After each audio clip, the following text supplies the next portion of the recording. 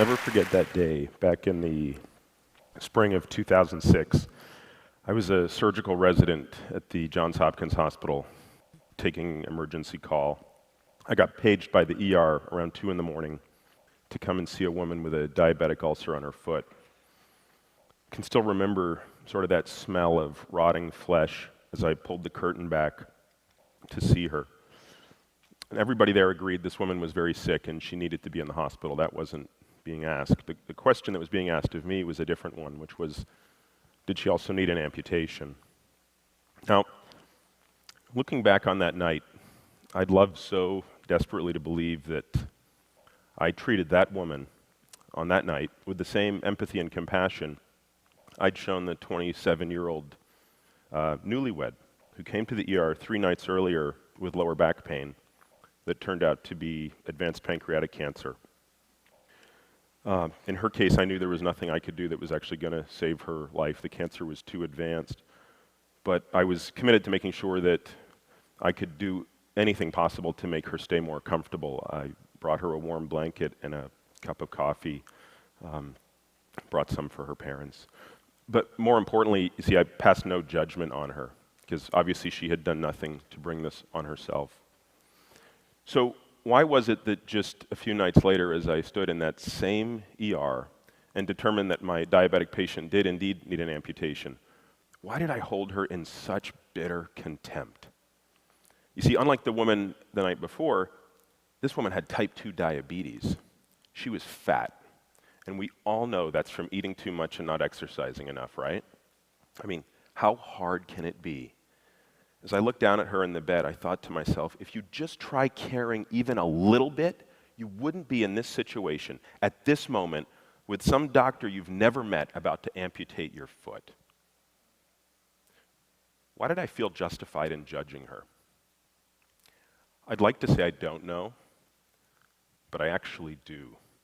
You see, in the hubris of my youth, I thought I had her all figured out.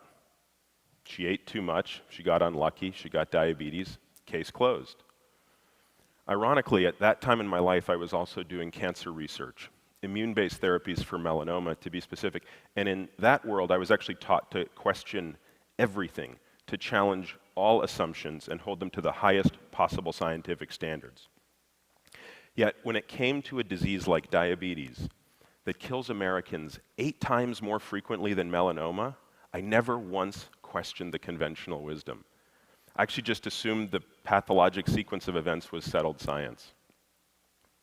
3 years later, I found out how wrong I was. But this time, I was the patient. Despite exercising 3 or 4 hours every single day and following the food pyramid to the letter, I'd gained a lot of weight and developed something called metabolic syndrome. Some of you may have heard of this.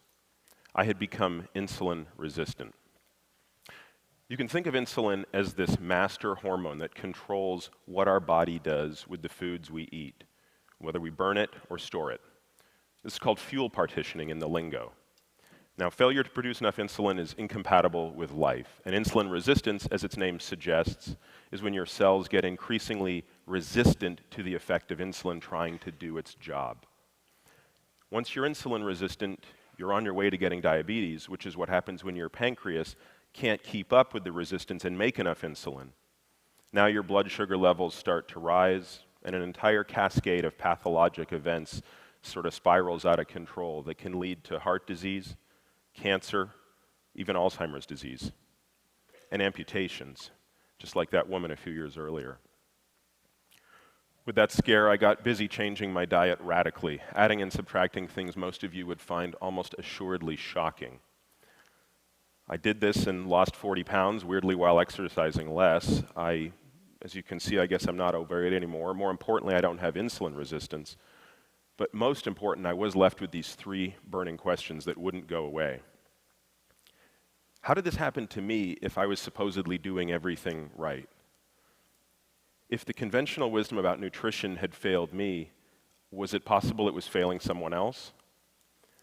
And underlying these questions, I became almost maniacally obsessed in trying to understand the real relationship between obesity and insulin resistance. Now, most researchers believe obesity is the cause of insulin resistance. Logically then, if you want to treat insulin resistance, you get people to lose weight, right? You treat the obesity. But what if we have it backwards? What if obesity isn't the cause of insulin resistance at all? In fact, what if it's a symptom of a much deeper problem? The tip of a proverbial iceberg. I know it sounds crazy because we're obviously in the midst of an obesity epidemic, but hear me out. What if obesity is a coping mechanism for a far more sinister problem going on underneath the cell? I'm not suggesting that obesity is benign, but what I am suggesting is it may be the lesser of two metabolic evils. You can think of insulin resistance as the reduced capacity of our cells to partition fuel, as I alluded to a moment ago. Taking those calories that we take in and burning some appropriately and storing some appropriately. When we become insulin resistant, the homeostasis in that balance deviates from this state. So now when insulin says to a cell, I want you to burn more energy than the cell considers safe, the cell in effect says, no thanks, I'd actually rather store this energy.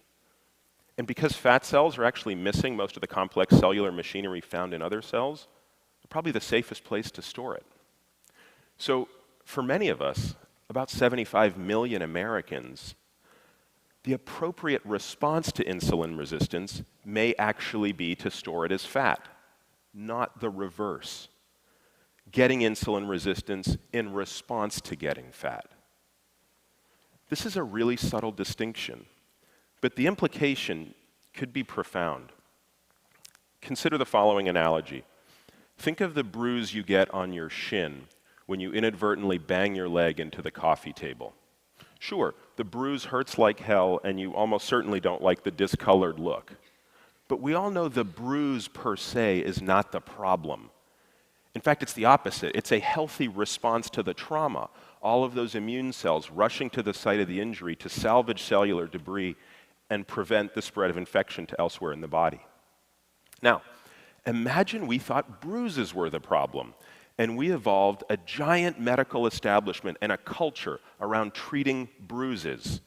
Masking creams, painkillers, you name it. All the while ignoring the fact that people are still banging their shins into coffee tables. How much better would we be if we treated the cause, telling people to pay attention when they walk through the living room, rather than the effect?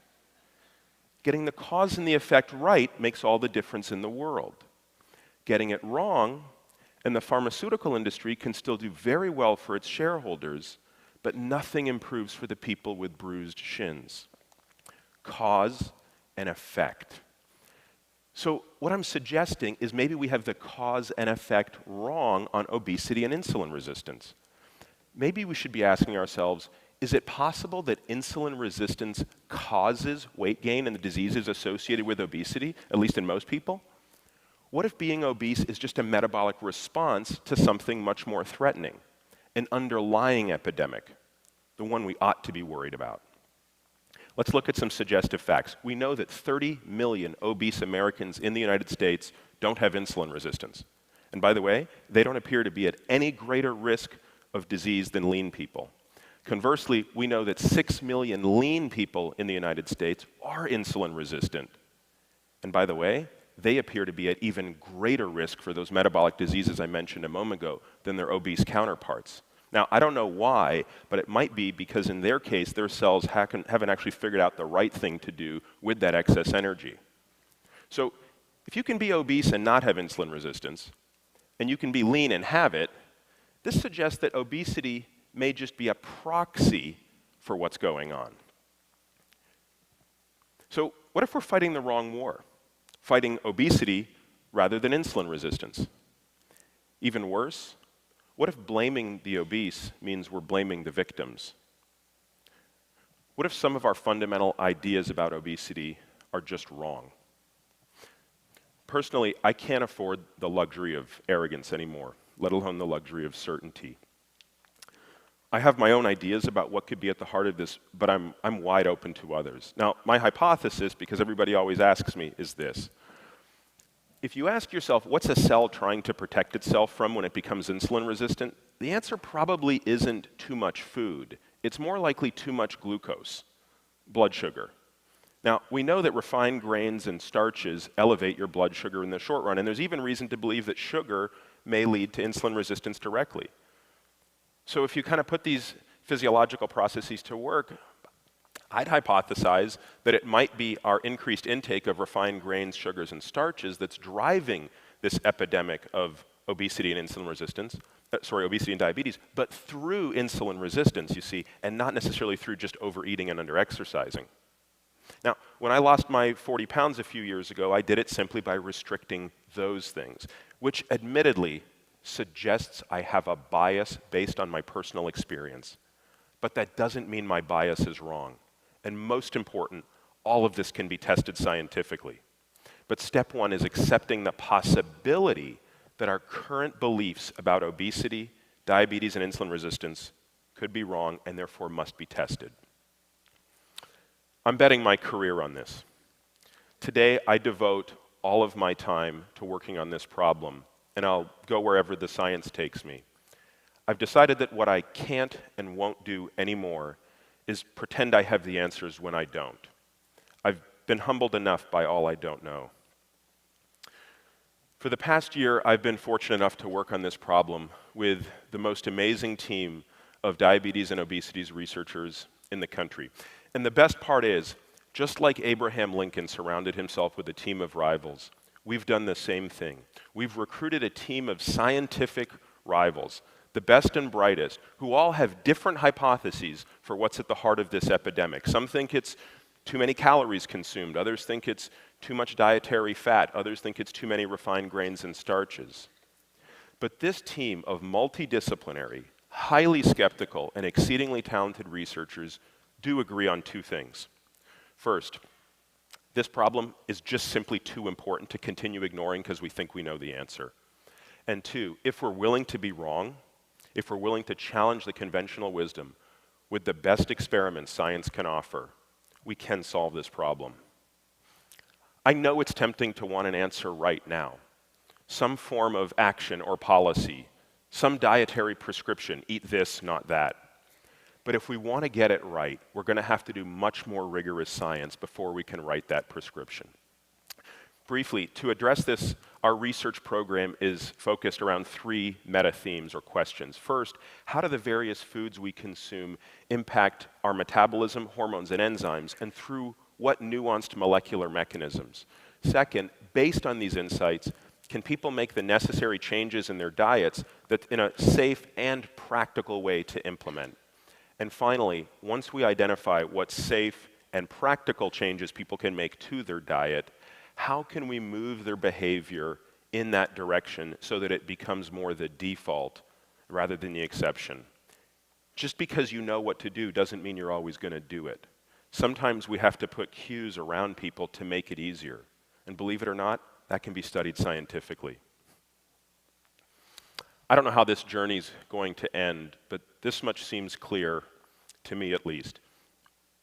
We can't keep blaming our overweight and diabetic patients like I did. Most of them actually want to do the right thing, but they have to know what that is. And it's got to work. I dream of a day when our patients can, shed their excess pounds and cure themselves of insulin resistance, because as medical professionals, we've shed our excess mental baggage and cured ourselves of new idea resistance sufficiently to go back to our original ideals. Open minds, the courage to throw out yesterday's ideas when they don't appear to be working, and the understanding that scientific truth isn't final, but constantly evolving. Staying true to that path will be better for our patients and better for science.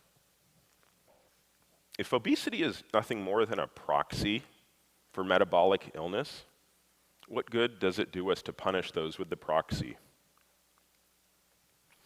Sometimes I think back to that night in the ER 7 years ago. I wish I could speak with that woman again. I'd like to tell her how sorry I am. I'd say, as a doctor, I delivered the best clinical care I could. But as a human being, I let you down. You didn't need my judgment and my contempt. You needed my empathy and compassion. And above all else, you needed a doctor who was willing to consider maybe you didn't let the system down. Maybe the system of which I was a part was letting you down. If you're watching this now, I hope you can forgive me.